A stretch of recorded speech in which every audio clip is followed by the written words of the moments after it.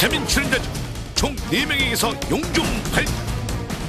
당신도 결코 예외가 될 수 없다. 과연 용종 누구에게서 발견되었을까?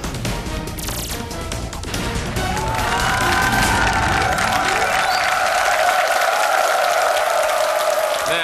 돈으로 건강을 살 수는 없죠. 예, 그렇죠. 하지만 건강을 잘 지키면요. 네. 돈을 벌 수 있는 거와 마찬가지고 돈을 예. 엄청 아낄 수 있습니다. 네. 예. 그래서 건강도 지키고 또 경제도 살리는 한국인의 경제 질환 벌써 5번째 순서입니다. 네. 오늘의 주제는요. 대장암입니다. 예. 자, 오늘은요, 스페셜과 함께 위대한 밥상까지 80분 동안 대장암의 모든 것을 여러분들과 같이 파헤쳐 보도록 하겠습니다. 네. 오늘은 그 어느 때보다도 대장암에 대해서 할 말이 많으시다는 분들을 모셨거든요. 먼저 노 반장님 또 말씀 안 들을 수가 없어요. 예. 지난번에 저 요만한 1.5cm짜리 용종 제거하고 아무래도 이제 정기적으로 검진을 받아야 될 것 같고. 네, 이렇게 굉장히 큰 15mm나 되는 큰 혹이 있어서 저거를 이제 저기다가 그 주사를 놔서 그 벽을 불룩하게 튀어나오게 하고 전기가 통하는 설사줄로 해서 점막 절제를 해서 다른 분들하고 조금 모양이 좀 다르죠. 대장암에 대해서 많이 알게 됐죠. 예. 네. 저도 그 용종을 2개를 제거를 했는데요. 용종도 용종이지만 그냥 일단 검사할 때 아프긴 아파요. 근데 뭔가 막 와닿는 상쾌함. 그게 더 좋은 것 같아요. 시원합니다. 오늘 병원에서 한번 동네 한번 나가보겠다고 나오셨다고 하는데 원조 얼짱 국민 배우 우리 박윤배 씨 나오셨습니다. 예. 본인의 상태는 어떻다고 생각하십니까? 내가 나를 의사라고 생각한다면은 한 70점 이상은 되지 않겠는가? 근데 대장은 어느 부분에 있는 건지도 몰라요. 나는 그 자체를 모르니까. 자체는 모르지만 아무튼 자신 있다. 네, 알겠습니다. 자신 있습니다. 대장이 어딘지도 모르시고 그래요. 대장이 어딥니까? 어디 있어요? 어디 있어? 여기 배 만져봐, 만져봐. 우리 중에는 대장이 노지현 선배님. 단장이지. 오늘 이다도시 씨 나오셨는데 남편 때문에 좀 남편이. 마음 걱정 많이 하셨죠. 그렇죠. 예. 지난 봄에 역시 우리 남편 우연히 대장암 초기 발견하게 됐어요. 그래서 저기 다행히 치료 다 마쳤고 잘 되는데 그동안 역시 암에 대해서, 대장암에 대해서 많이 배우게 됐습니다. 자, 그런가 하면요. 이분은 대장암에 빠질 수 없습니다. 왜냐면 지난 그 치질 부부의 오명이 아직까지 남아 계셔서 오늘 대장암 편에서는 또 오래간만에 모신 거예요. 명예 회복을 하고 가겠다고 참여해 주셨어요. 이세창 씨. 치질 부부의 오명 진짜 없어지고 싶어가지고요. 근데 그때 여기서 너무 잘 배운 거 그대로 해서 요즘은 서로 다 좋고요. 항상 들어보면 정말 늘 그래도 기분이 좋아집니다. 아주 마음은 튼튼해 보이는 대폰. 네. 네. 사실 제가 튼튼하게 보이지만 굉장히 제가 민감해요. 근데 사실 그 대장암이라는 게 식습관하고 관련이 있다는데 지금 뭐 굉장히 힘들어요. 뭐 먹지도 못하고 맨날 먹는 게 무슨 김밥, 통닭 한 마리 뭐 그런 건데. 한 마리. 못 드신 분이 그러세요? 아니 근데 사실 이래가지고 이 식습관 때문에 대장암에 좀 궁금한 게 많이 있고 저처럼 자취하시는 분들한테 오늘 좀 경종을 많이 울렸으면 좋겠다는 생각이 듭니다. 네. 네. 대장에 대해서는 많은 분들이 관심을 갖고 계시고요. 특별히 요즘은 대장암에 대해서도 관심이 증가하고 있습니다. 얼마나 위험하고 또 얼마나 비싼 질환인가요, 권 박사님? 대장암, 같은 소화기계통암이라도 위암은 점차 발생률이 줄어들고 있습니다. 그러나 대장암은 아주 가파르게 증가하고 있습니다. 그래서 지난 국민건강보험에서 2005년 한 해 동안 우리나라 국민들이 대장암으로 발생한 총 진료비가 무려 1,777억 원이라고 합니다.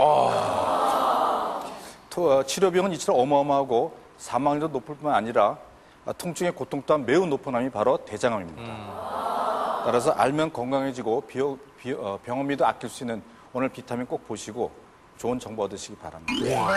자, 전문가 모시고 자세한 말씀 들어보도록 하겠습니다. 서울 아산병원 외과의 김희철 교수님 모셨습니다.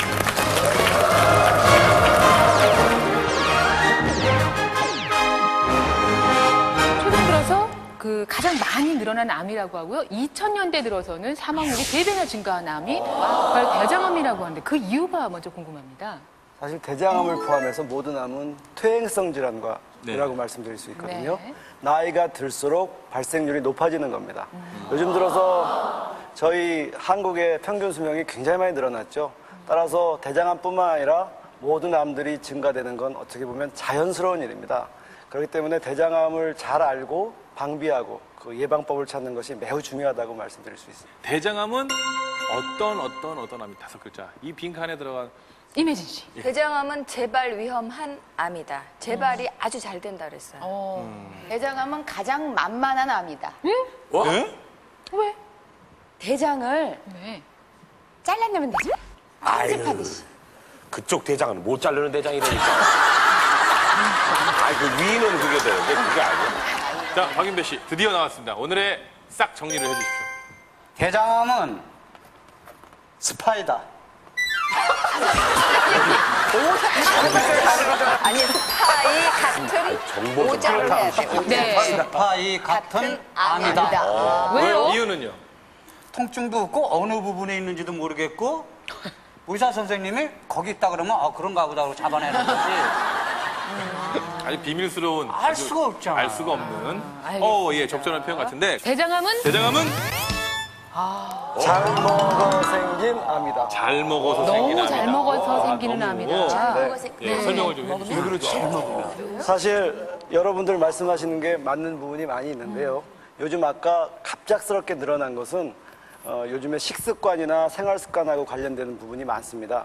대장암을 흔히 서구형 질환이라고 하는데 요즘 들어서 고열량을 섭취하고 또 동물성 지방을 많이 섭취하고 인스턴트나 가공식품을 많이 먹고 또 반대로 야채나 전통 음식 같이 그런 충분한 섬유질이 포함되어 있는 음식은 점점 섭취를 줄이게 되면서 그 증가율이 아주 빠르게 나타나는 그런 암입니다. 예. 어떻게 막을 수 있을지 그러면 지금부터 자가 진단을 한번 문항별로 해보도록 하겠습니다. 네, 자, 첫 번째 문항 드리겠습니다.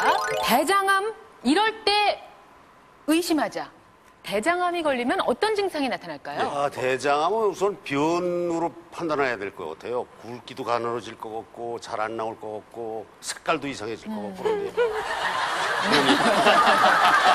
증세 중에 그 변을 봤을 때 피가 섞여 나오면 의심해봐야 되지 않나요? 혈변. 식사하고 나서 왠지 잘 시원하게 안 내리니까 배 쪽으로 무슨 부담이 있을 것 같은 그런 거 있잖아요. 왠지 좀 소화가 잘 안 되는 것 같은. 네, 선생님께서 좀 정리를 한번 해주시죠. 네, 역시 여러분들 말씀하시는 증상이 다 나타날 수 있는데요. 사실 우리가 목표로 하고 막으려고 하는 부위는 암이 생기기 전이나 혹은 조기암일 때거든요. 사실 그런데 다른 암도 비슷하겠지만 대장암도 이렇게 작고 조기일 때는 전혀 증상이 나타나지 않습니다. 증상 없을 때 검사를 받는 게 사실은 첫 번째 지름길이고요. 암을 막는. 그다음에 암이 진행되면 대장이라는 것이 소장과 항문을 연결해주는 대변이 지나가는 통로와 같습니다. 그래서 온 몸을 배를 크게 이렇게 휘 감으면서 항문으로 내려가게 되는데요. 이러한 그 통로가 암이 커지면서 막혀서 여러 가지 증상이 나타나게 됩니다. 근데 이제 대장이 1.5m나 되는 긴 통로고 그 복부의 여러 군데를 통과하기 때문에 그 위치에 따라서 정도에 따라서 그 증상이 다양하게 나타날 수 있습니다. 예. 자, 뭐 위치에 따라서 다르다고 하니까 저희가 지금부터 그 내용을 한번 확인해 보도록 하겠습니다. 자, 대장암이 궁금하다면 여러분의 배를 잘 눈여겨보시길 바라겠습니다.